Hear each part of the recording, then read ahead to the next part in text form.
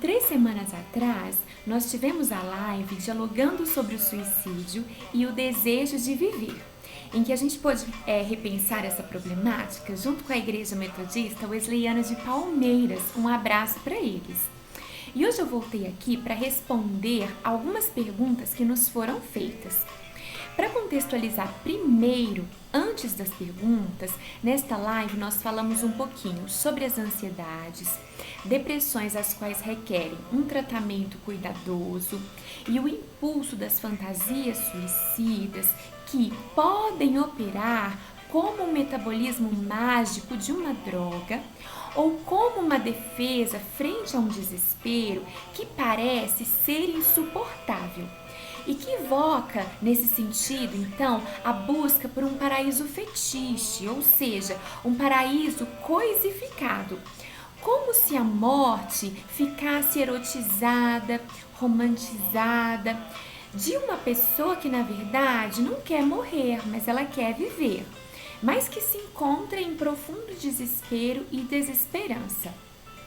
Bem, nós não tivemos a intenção nessa live de esgotarmos todos os diagnósticos sobre o suicídio, nem poderíamos ali, porque eles são vastos na sua psicodinâmica e em suas singularidades no caso a caso, e merecem ser olhados e aprofundados com atenção pelos profissionais da saúde mental, tá bem, pessoal?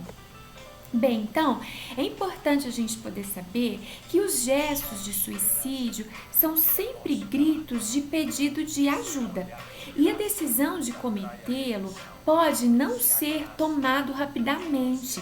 Por vezes, esse impulso ele pode ficar na mente das pessoas e provocado por um profundo desespero, né? Mas que pode haver saídas. Se você está sofrendo com impulsos desse tipo, busque por apoio social ou ajuda de um profissional especializado, seja ele um médico, psiquiatra ou um psicólogo. Nesses tempos de maior solidão agora, alguns de nós já acostumamos com o distanciamento social. Esse período ele pode nos proporcionar um novo olhar ou até gerar alguns benefícios se nos permitirmos descobri-los. Já outros de nós está sofrido, né? Lidando com sentimentos inesperados, indesejado.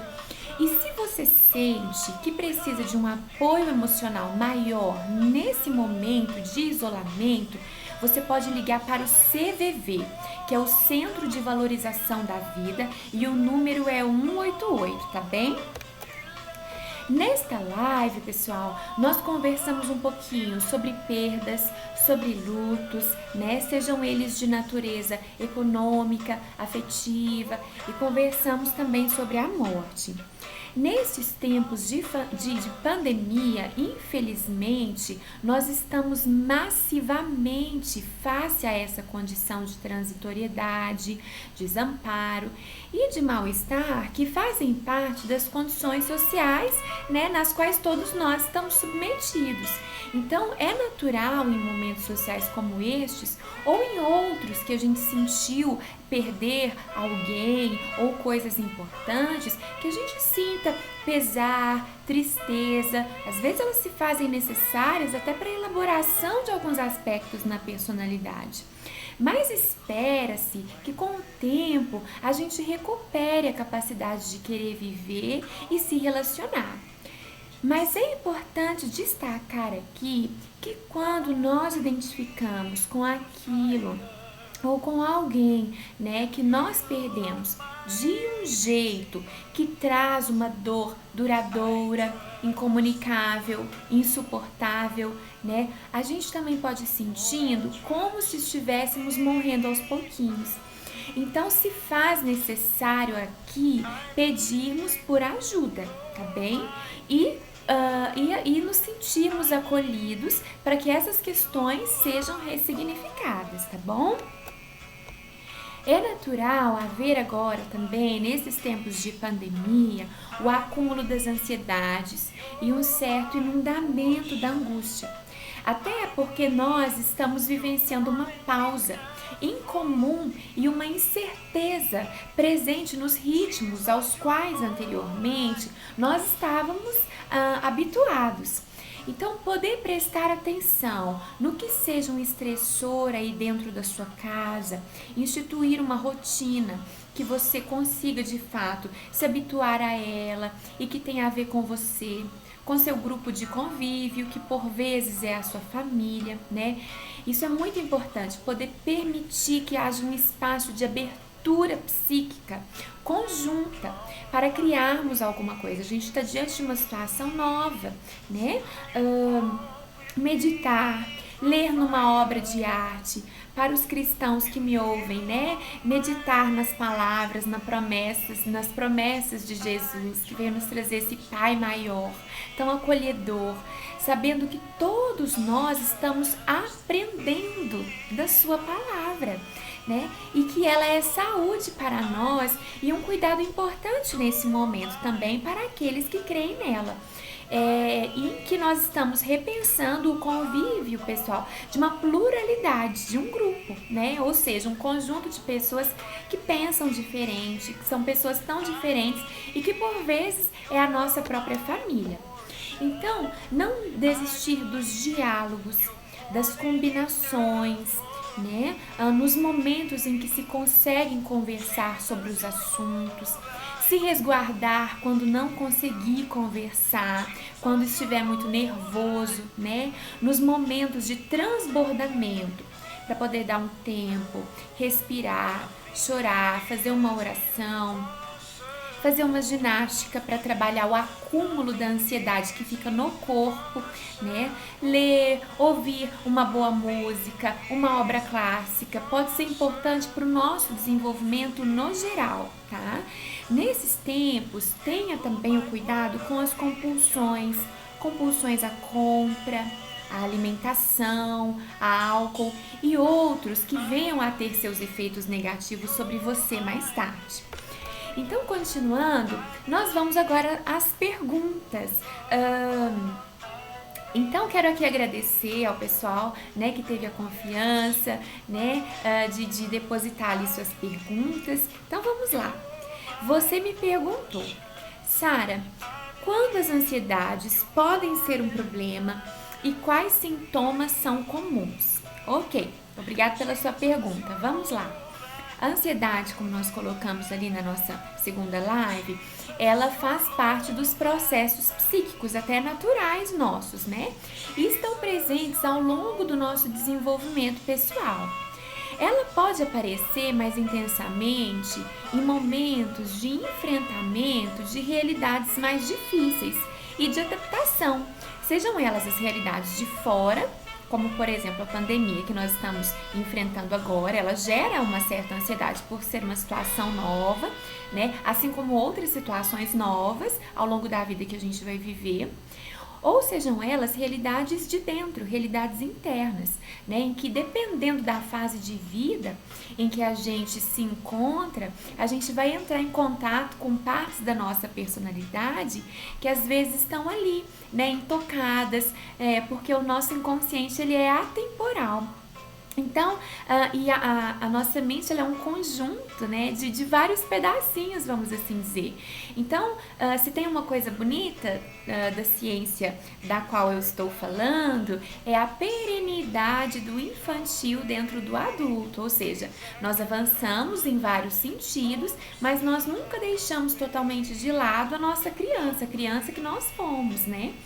Então, se tem ali alguma parte da nossa personalidade que aquilo não foi devidamente tratado ou devidamente ressignificado, experienciado, aquela parte está ali. E às vezes quando a gente entra em contato com isso, e isso não está devidamente elaborado, isso pode gerar alguma ansiedade, tá bom?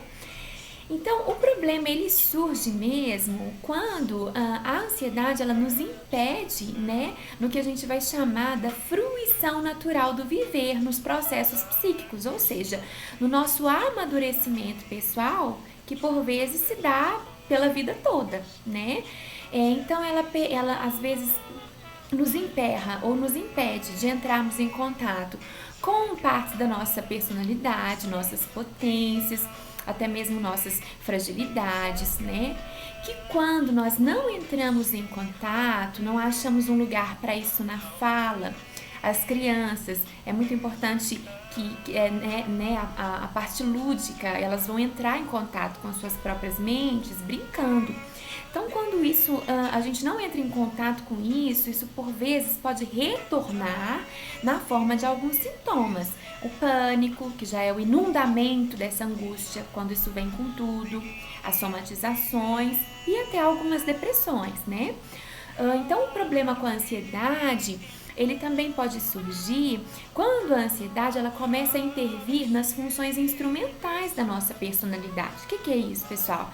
É o que nós chamamos também de função de egos, as funções de ego, que dizem respeito à capacidade de pensar, fazer discriminação, juízo crítico, tomarmos ciência de verdades penosas, né? Por exemplo, nesse tempo, às vezes é comum a gente ter uma negação com essa realidade, né? A gente querer sair, né, do mesmo jeito que a gente estava fazendo anteriormente, né? A gente querer fazer atividades e realmente fazer atividades que às vezes as autoridades estão nos contando que elas são agora perigosas, que fazem parte às vezes de uma certa negação, né? Por vezes a gente fica tão agitado, tão ansioso que a gente nega parte da realidade. Então, as ansiedades elas estão no meio disso, elas ajudam às vezes para haver essa negação, né? Elas às vezes emperram ali, impedem a gente entrar em contato com essas funções de ego, com essas funções instrumentais, que na verdade tem a ver com a nossa adaptação ao meio, que vão dizer respeito à nossa saúde, nossa segurança, tá bem? Que mais? Elas vão se tornar um problema quando começam também a absorver as pessoas de uma forma duradoura, interferindo ou alterando, né, as suas atividades de rotina, né, e criando impactos negativos ali no contato social, por um exemplo, criando impactos negativos no trabalho, por um exemplo, na capacidade de concentração, né? E outras que têm a ver também com as grandes alterações fisiológicas, que já dizem a respeito, né, à alimentação, né, ao sono e outras atividades fisiológicas que são comuns do corpo, tá bom? Então, se você às vezes se encontra com muitos sintomas ligados aos transtornos ansiosos, é importante que você peça a ajuda de um profissional. Espero ter respondido sua pergunta. Bem, então vamos à próxima. Você me perguntou, Sara, se houver essa possibilidade, existem recomendações para que não caminhemos por direções que nos levem ao suicídio, mas ao desejo de viver? Bom, obrigado pela confiança, pela sua pergunta. E que pergunta muito complexa. Então, nós vamos responder sobre isso aos pouquinhos. Vou trazer o exemplo também da clínica com crianças, porque eu acho que esses exemplos nos ajudam a pensar na nossa prática, sobre a nossa vivência emocional, tá bom? Então, vamos lá. Eu vejo o desejo de viver sempre ligado ao conceito de saúde, né? Que possui relações com o processo de amadurecimento pessoal, né? Ou seja, ele acontece a vida toda, né? O nosso processo de amadurecimento pessoal, ele é para o resto da vida. Então, a saúde mental, ela vai dizer a respeito à fruição dos processos psíquicos do viver, né? E nessa fruição está a nossa saúde física, que é onde a nossa psique habita, né? Que diz respeito à nossa necessidade de existir, que tem a ver com esse corpo, e com a nossa identidade, que diz respeito à necessidade de ser, o sentido de si, quando isso é ligado para dentro. Nesse conjunto, então, da maturidade, da fruição do viver, entram o quê? A capacidade de fazer vínculos, de tecer relações íntimas, seja na amizade, no amor, na intimidade consigo mesmo ou com os próprios recursos internos, né?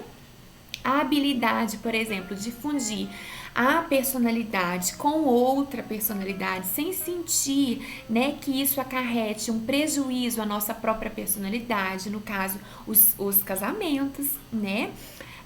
Quando essas escolhas são feitas, tá bem?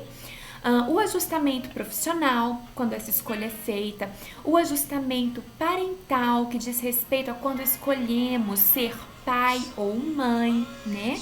Tudo isso vai dizendo respeito, pessoal, ao nosso amadurecimento e aos nossos papéis sociais, que estão intimamente ligados à nossa individualidade e personalidade, né? E que a gente vai sentindo esse sentido de si. Então, isso está muito ligado ao desejo de viver. Ou seja, o quanto a gente vai amadurecendo essas nossas partes, né? O quanto a gente vai sentindo que elas estão funcionando na fruição desse viver psíquico, conjunto, né? Isso está muito ligado a esse desejo. Eu vou me lembrando que na clínica de crianças, como elas são mais espontâneas, muito verdadeiras, é muito comum a gente ouvir delas assim: nossa, tia, agora ficou tão difícil que eu perdi até a vontade, né? Então, às vezes a gente vai perdendo a vontade porque a gente vai emperrando nessa fruição, nos nossos desenvolvimentos particulares, da personalidade. Então, é importante a gente estar atento a isso. E você também me faz lembrar do conceito de felicidade, né? Que para a ciência de onde eu falo, se trata de uma questão de economia libidinal. O que é isso? Né? É onde nós colocamos o quê? E do quanto, né, a gente vai investir psiquicamente, né, nessas capacidades de fruição ou nas nossas defesas. A gente vai utilizar, né, o quanto a gente vai utilizar dessas defesas ou dessa capacidade de fruição da vida para tirar satisfação do meio. Quando a gente fica, pessoal, muito defendido demais com as coisas, elas podem ficar por vezes mais difíceis para nós, tá bem? É onde a gente vai entrando mais em contato com as nossas ansiedades ou até com núcleos mais difíceis da nossa personalidade. Outra questão que faz parte dessa resposta a essa sua pergunta muito bem elaborada, né, diz respeito aos arranjos psicossociais.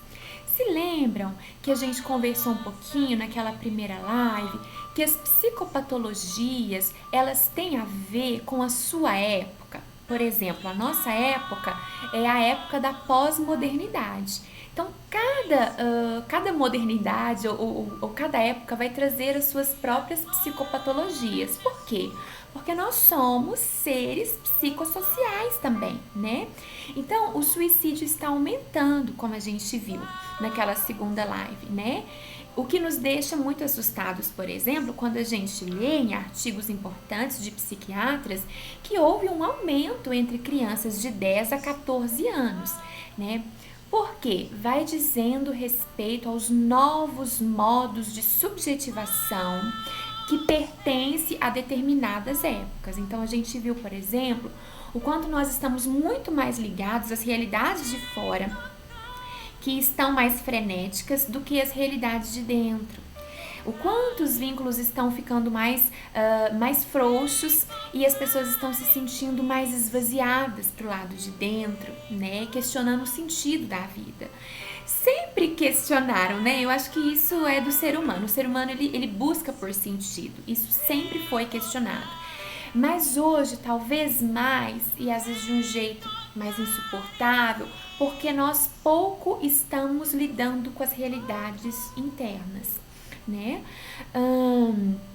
Então, vamos lá. Isso tem a ver, então, com os novos modos de subjetivação, né? Hoje nós estamos mais inseridos numa cultura em que estamos ligados ao excesso de informação, né? Estamos mais ligados ao desempenho, às tecnologias, não que elas não sejam importantes, olha que nós fazendo uso delas, né? Mas há um excesso, né? O desempenho, o sucesso, as tecnologias, eles têm tomado um lugar regulador dentro de nós que por vezes tem funcionado como um escoadouro das ansiedades. Então a gente está muito, é como se a gente tivesse retido nesse discurso, né? E aí a gente não vai entrando em contato com as próprias experiências emocionais, a criança com as suas próprias imaginações. Como é que ela faz isso? Brincando. Então hoje as crianças estão brincando menos, né? E você me faz lembrar também, por exemplo, já que a gente fala para muitos cristãos, né, do quanto nos poemas dos Salmos, por exemplo, eram valorizadas naquela escritura daquela época, né, a aprendizagem, a fé, o sentido de ser, né, os quais eram considerados, né, melhor, por exemplo, do que juntar riquezas. Não que elas não fossem importantes, né? O dinheiro aqui, ele vai tendo um lugar, né? Mas é impossível termos dois senhores, né? Porque um será amado e outro rejeitado. E talvez hoje há o acúmulo nisso, né? O quanto você me faz lembrar ali, quando a gente vai para as escrituras mais antigas, as escrituras sagradas, do valor da vida, por exemplo, nas cartas paulinas, vai se considerar as qualidades internas, né, no lugar da aparência das coisas. Então veja como hoje a gente está um pouquinho ou muito, né, invertido, né, como os lugares inverteram, invertendo também o sentido do valor da vida. Então vamos lá. Você me faz lembrar também o quanto nós estamos em uma cultura que predomina por vezes o excesso da dicotomia, né?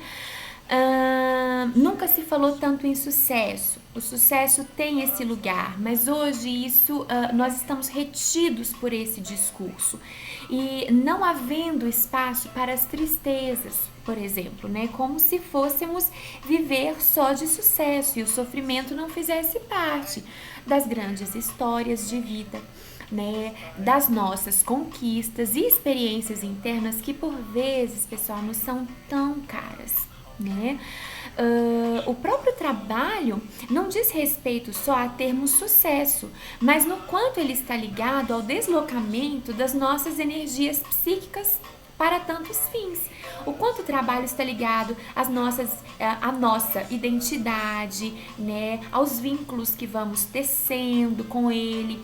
Então, por isso, nesses dias, muitos de nós estamos muito angustiados, porque a gente está parado, né?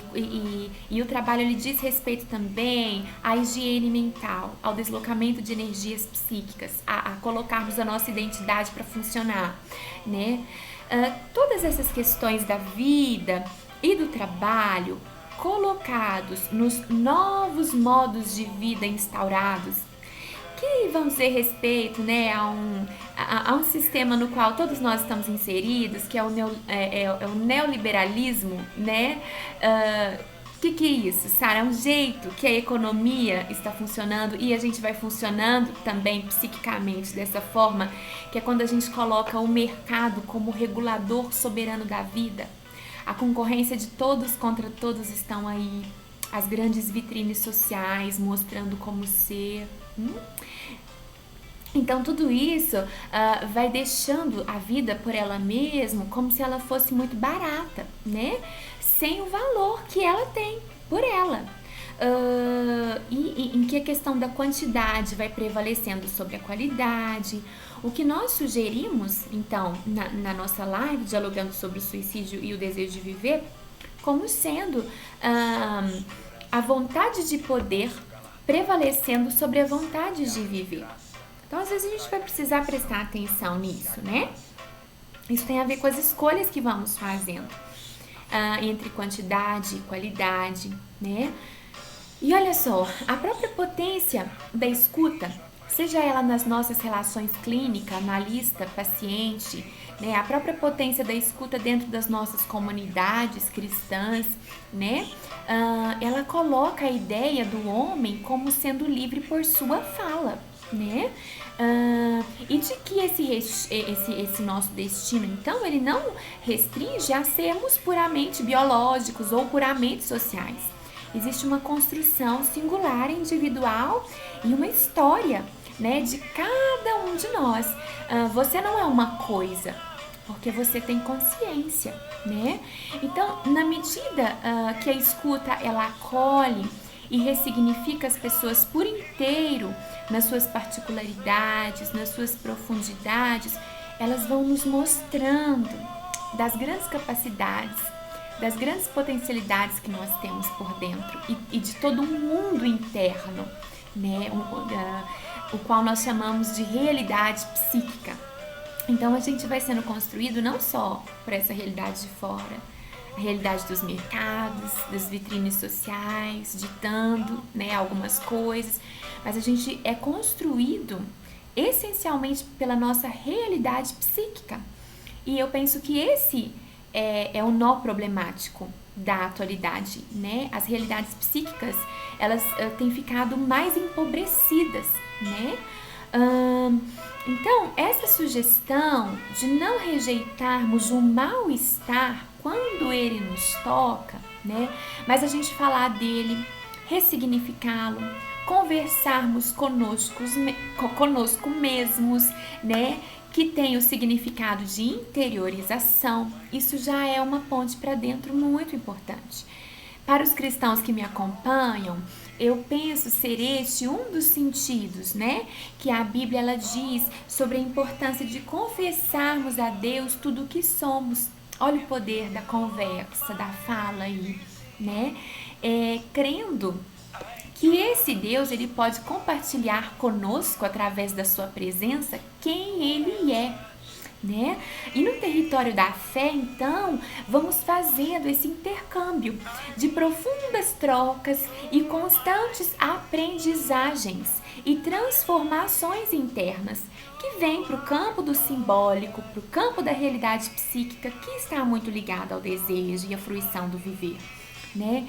Imaginem, por exemplo, se na história de Jó, para aqueles que conhecem, ele tivesse se defendido do sofrimento. Certamente teria feito uma dissociação mental no campo da sua experiência emocional. Não chegando nessa mesma experiência emocional que ele vai tendo do sofrimento, na maravilhosa revelação do Espírito Divino que acontece ali no final do seu sofrimento, que é o final do livro também, né? Então, o que a gente vê é que quando nós nos sentimos acompanhados, fazendo história, né? A gente, quando nós temos uma sensação de pertencimento a um propósito maior, tudo isso colabora para o desejo de viver. Então, vamos lá. Também me lembrei, com essa sua pergunta, que nos tempos anteriores, né? Não só os tempos das escrituras que a gente trouxe aqui, mas nos tempos anteriores, até no início da modernidade mesmo, quando era mais valorizado as questões de um mundo interno, as pessoas sofriam suas tristezas, face às aflições da vida humana, né? Mas elas viam o sofrimento como ricas experiências e se permitiam entrar em contato com elas, né, para elaborar isso. Então, eles compunham, faziam arte, entrando em contato com os seus sentimentos, eles criavam novos sentidos. Obras clássicas lindíssimas, pessoal, né, que foram feitas no início da modernidade, quando o homem às vezes não encontrava em palavras aquilo que ele estava sentindo, mas ele colocava ali num outro sentido. Vou me lembrando aqui da música, por exemplo, Clair de Lune, de Debussy, né, que é um ícone da música erudita, e o quanto aquela música nos toca profundamente quando a gente escuta, né? Quebra-nozes de Tchaikovsky, que é uma peça lindíssima. Tudo isso, junto com outras obras clássicas, tecidas ali no início da modernidade, muitas vezes eram feitas, eram elaboradas, né, por uma pessoa, por um sujeito psíquico que estava ali por trás de fortes experiências e que achava o seu lugar na música, nas peças. Então, na nossa época atual, em que nós nos relacionamos com a realidade muito em função da velocidade, né, nós rejeitamos o sofrimento, porque não temos tempo para ele, não temos tempo nem para uma dor de cabeça, não é mesmo? Então, a gente acaba desistindo da vida, queremos soluções mágicas, né? E vamos ficando aí cada vez mais esvaziados e as nossas crianças vão aprendendo com a gente como é que a gente vai desistindo das coisas e elas vão desistindo das coisas delas também, né? A gente vai perdendo a nossa força com isso, porque a gente vai perdendo a nossa identidade, nosso sentido de si, que muitas vezes está ali no sofrimento, né? E a gente vai perdendo toda uma história de vida, né? Vamos ficando mais capturados por tantas vitrines sociais, subtraindo o preço, né, de uma experiência interior exclusiva, porque ela é só sua, né, e que pode então nos ser muito caras. E aí, para a gente poder encerrar, eu espero ter respondido sua pergunta. Eu vou trazer 2 exemplos clínicos muito interessantes para nos fazer pensar. Eu me lembro que há muito tempo atrás, uma criança me chegou na clínica com uma grande dificuldade de aprendizagem. E o desejo de vida está muito ligado à nossa capacidade de aprendizagem, à nossa capacidade de amar, né? Essa criança, ela se sentia emperrada no seu desenvolvimento e não conseguia aprender a ler, a escrever, né? O famoso bloqueado. Então ela me chegou com um caderninho, entre lápis, lágrimas e borrões, me dizendo, chorando: tia, por favor, eu preciso escrever, me faça escrever, me faça ler. Então a gente deixou aquele caderninho de lado, arrumamos um lugar no centro daquela sala e fomos encontrando juntas uma brincadeira que fizesse sentido para ela, que ela conhecesse, que fizesse sentido para mim, que eu conhecesse também, para eu estar inteira com ela ali naquela experiência. E aos pouquinhos aquela criança, ela foi se liberando daquela culpa, né, daquela solidão interior. E ela foi olhando para o mundo ao redor dela. Não era mais uma questão concreta de saber ler ou escrever. Percebem? Era uma questão de visão de mundo.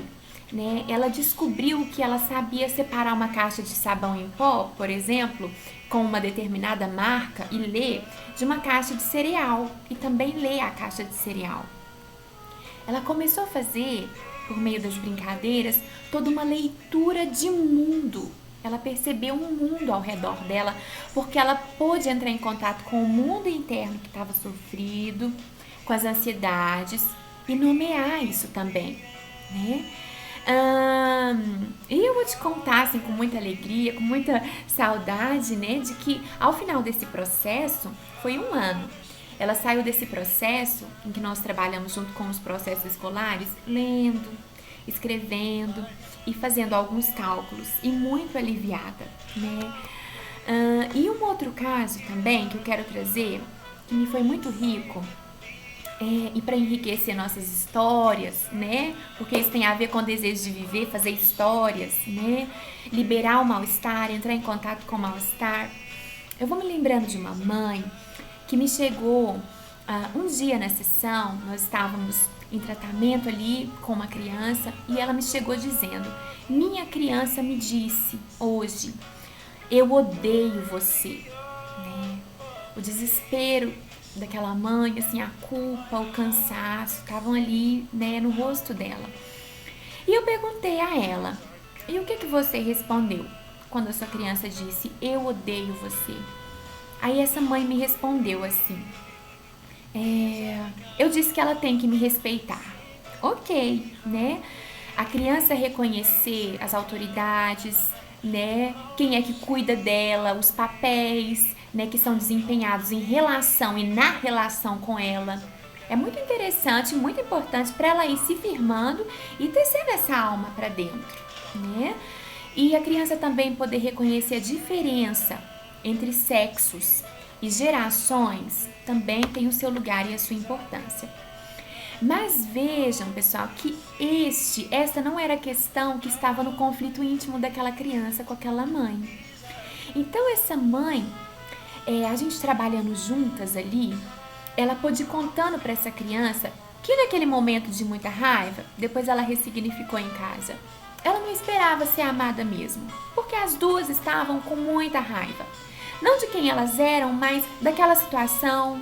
Elas estavam cansadas daquela situação e daqueles comportamentos, né? E que então, quando batesse a raiva, esse mal-estar, né, elas iriam se afastar um pouquinho para que essa raiva não destruísse demais, né? Elas iam se afastar um pouquinho para poder pensar e depois, quando estivessem com a cabeça mais fria, né, elas iriam se aproximar aos pouquinhos para falarem sobre aquilo. E essa mãe me ligou depois, me contou na outra sessão do alívio que ela sentiu quando essa criança, né, o que a gente foi concluindo nós duas juntas ali é que essa criança confiou no amor dela a tal ponto de colocar para fora o seu mal-estar. E ela me contou com alívio que viu que depois que isso aconteceu, essa criança estava brincando, mais liberada para colocar seus sentimentos para fora e brincando de um outro jeito. Não estava tão anestesiada e tão presa às vezes atrás de eletrônicos e de algumas coisas para na verdade esconder os seus sentimentos, né? E foi muito interessante, né? Veja que essa mãe, como uma pessoa mais velha, responsável por aquela criança, ela foi ressignificando todo esse estado de coisas. Ela ensinou para essa criança o perdão, essa pulsão de conciliação, né? Que eu penso que vai dando lugar à capacidade de amar, vai dando lugar para a inteligência, né? Pois coloca a intelectualidade acima da sentimentalidade ou do excesso de emoção. Mas o que ela fez? E o que nós fizemos juntos? Nós colocamos primeiro lugar devido para as emoções serem ressignificadas, para depois elas serem repensadas, né? Então, mais tarde, eles como família até enfrentaram juntos esse mal-estar com essa criança, repensaram nisso juntos e houve espaço para o diálogo. Estão vendo? A gente não está falando aqui sobre dar lugar totalmente à raiva ou destruir tudo de uma vez. Não, isso às vezes vai acontecer quando a gente não toca no nosso ponto de dor ou no nosso sofrimento, né? Mas como aquilo ali aconteceu, aquilo teve um lugar também para ressignificação e de abertura psíquica para aquela família, né? As mais profundas motivações, a capacidade de amar, o desejo de viver, eles são construídos subjetivamente, pessoal, ao longo da nossa história, na medida em que vamos achando espaço e nos abrindo psiquicamente para o que acontece dentro da gente e nos desprendendo, né? Nos permitindo, então, fazer novas significações, novas ligações, né? Que é operado de um lugar de simplicidade, de inteireza e de disponibilidade interna. Às vezes nem é preciso saber o que fazer. Às vezes é estar ali. E depois, né, juntos vocês vão se entendendo e achando esse caminho juntos, né? Sem muitas programações ou uma lista, né, como uma receita de bolo do que fazerem juntos, mas algo que vai fluindo de dentro para fora, né, de toda aquela pluralidade que é um grupo de convívio que está muito vivo ali, né? Logo, muitas vezes, o que a gente encontra é o excesso disso, é o inverso disso. Há um excesso de nomeação, um excesso de muita regra, não deixando espaço para dor, para o mal-estar, para o sofrimento, né? É como se fosse um medo de ser, não deixando que as coisas se formem ou se transformem, né? Para que sejam ressignificadas. Ou outras vezes o que a gente tem visto hoje é a falta de palavras nos vínculos para historicizar essa criança, né? E contando para ela quem ela é, dos sonhos que você, por exemplo, como pai ou mãe teve ou tem para ela, não só sonhos de prosperidades, de bens materiais, mas de quem ela é, como é que foi quando ela veio, também entrando em contato com as dificuldades, com as frustrações, porque eles fazem parte, mas também com as potências, que é a nossa capacidade de superação, né? Passando então ali para os nossos filhos, para quem está conosco, outros valores que dizem respeito ao valor real das experiências e da vida, que não estão nas vitrines sociais, mas estão no caso a caso, nas experiências singulares de ser, né? Então, cuidado com o peso que você coloca, né? As defesas, né, que você vai produzindo, né? As muitas regras ou muito acúmulo de atividade, quando na verdade aquilo vai funcionar para não entrar em contato com partes difíceis, né? E que vão te roubando de novos significados, de novas aprendizagens. A gente ter o cuidado também com as rígidas comparações sociais, isso é muito importante. É muito importante que a gente se adeque à realidade que nós podemos ter naquele momento de vida e que a gente possa tirar o maior proveito delas, aprender com elas, né? Eu vou me lembrando que nos tempos dos patriarcas, na cultura judaica, quando eles enfrentavam tempos difíceis de seca, né? As riquezas daquelas pessoas eram possuir poços com águas, né? Então, isso me faz lembrar dos poços que a gente pode ir cavando ou construindo dentro de nós. Isso vai depender de nós. O quanto a gente vai entulhar esses poços ou fazer deles fontes de águas vivas com as nossas lágrimas, isso vai depender muito da nossa fé e da nossa esperança. Então é isso. Essa é a minha mensagem. Isso é o que eu desejo para você que me escuta. Desejo que você tenha um bom encontro com as aprendizagens que Deus te permite, né? E até mesmo com a aprendizagem que vem de Deus, da sua palavra, quando você tem fé nisso, né? É tudo uma questão de aprendizagem, gente, né? Não existe ninguém perfeito, mas existem pessoas, né, indo para um lugar melhor, no seu devir, né, e em contínua aprendizagem que diz respeito ao nosso amadurecimento pessoal, né, e a fruição das capacidades psíquicas. Então eu desejo a você muitas aprendizagens, capacidade para crer, né, e a capacidade de amar de novo, de ter esperança. E desejo também que Deus enxugue dos seus olhos toda lágrima, né? E esse é o meu desejo, que com todo esse conjunto de vida você possa criar novos poços e cheios de um desejo de viver, tá bom? Abraço apertado. Qualquer dúvida, vocês podem entrar em contato com o e-mail da Lavita. Nós estamos aqui para servir também. Um beijo grande. Até a próxima. Tchauzinho.